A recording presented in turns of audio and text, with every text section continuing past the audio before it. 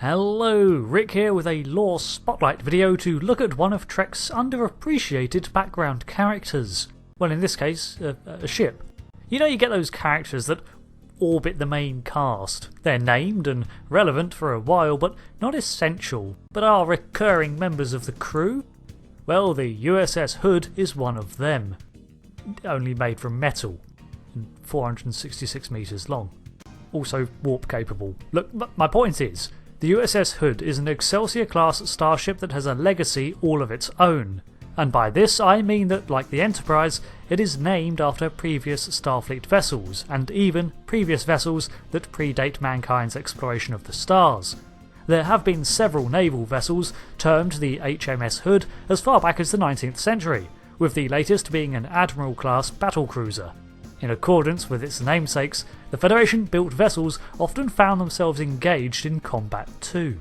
In 2240, the Constitution-class Starship program was underway, with the goal of creating a Federation vessel that could chart deep space and represented the highest of Starfleet's technologies. The first of these was the USS Constitution, followed by the Enterprise, the Farragut, and the USS Hood, NCC 1703.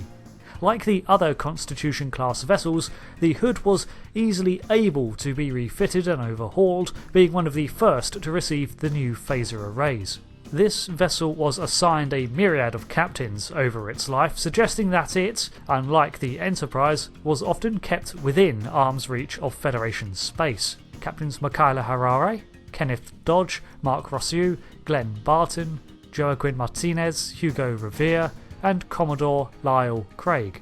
The USS Hood took part in the M5 experimental war games of 2268 against the USS Enterprise and was severely damaged in the encounter, and one of the only original series mentions of the ship. According to beta content, the USS Hood was destroyed in 2270, near the neutral zone, not by Romulans however.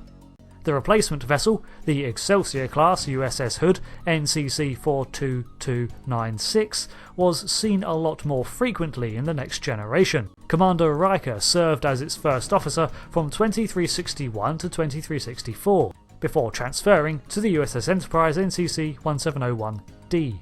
Its captain was Robert DeSoto, and its first appearance on screen in 2364 alongside the Enterprise D's maiden voyage, though there are records that say it was in operation as far back as the turn of the century.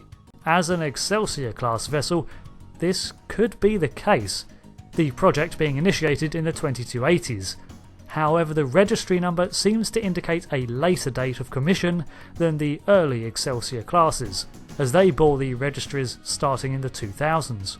Although registry numbers are not a good indicator of age by themselves, Starfleet really only started using 5-digit codes in the 24th century.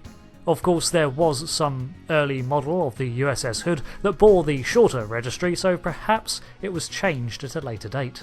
The ship would serve to rendezvous with the Enterprise several more times throughout its life, usually providing support in some function, and in 2369 it underwent a major upgrade at Starbase 134.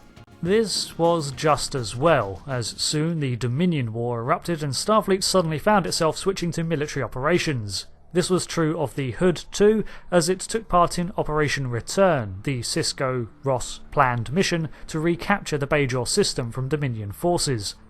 It seemed to be part of Admiral William Ross's fleet jurisdiction, as it also took part in the First Battle of Chintaka. Towards the end of the Dominion War, the Hood was severely damaged and saw many casualties. To give some names to the lost, First Officer Lieutenant Commander Dina Voskunsky and the family of Dr. Keith Hughes. Being involved in so many battles, there were bound to be casualties, especially on a ship that had been in service for as long as the USS Hood. It seems ships of this namesake are fated for strife. Amazingly, however, unlike many other vessels ranging from Defiant class to Galaxy class, the aged Excelsior design of the USS Hood must have had something going for it, as it survived the Dominion War, and was last seen responding to the USS Enterprise E's call for aid when facing down the IRW Scimitar at the Battle of Basin Rift in Star Trek Nemesis. This vessel, as far as I'm concerned, is a classic, and well deserving of a continuing lineage. And in an alternate timeline of 2408, a Galaxy-class vessel was in service bearing the same name. I think this ship first crept into my attention during Deep Space Nine's Dominion War arcs, as a recurring name-dropped ship in briefings and such. Maybe I like it because it's an Excelsior class and that's my fav, or perhaps I like the idea that it personifies what the Excelsior class was about. Aside from the transwarp experiment, the Excelsior came to be seen as the reliable backbone, not the fastest, nor the strongest vessel. Outmatched by later designs, it nonetheless was dragged up to a decent spec in order to protect the United Federation of Planets.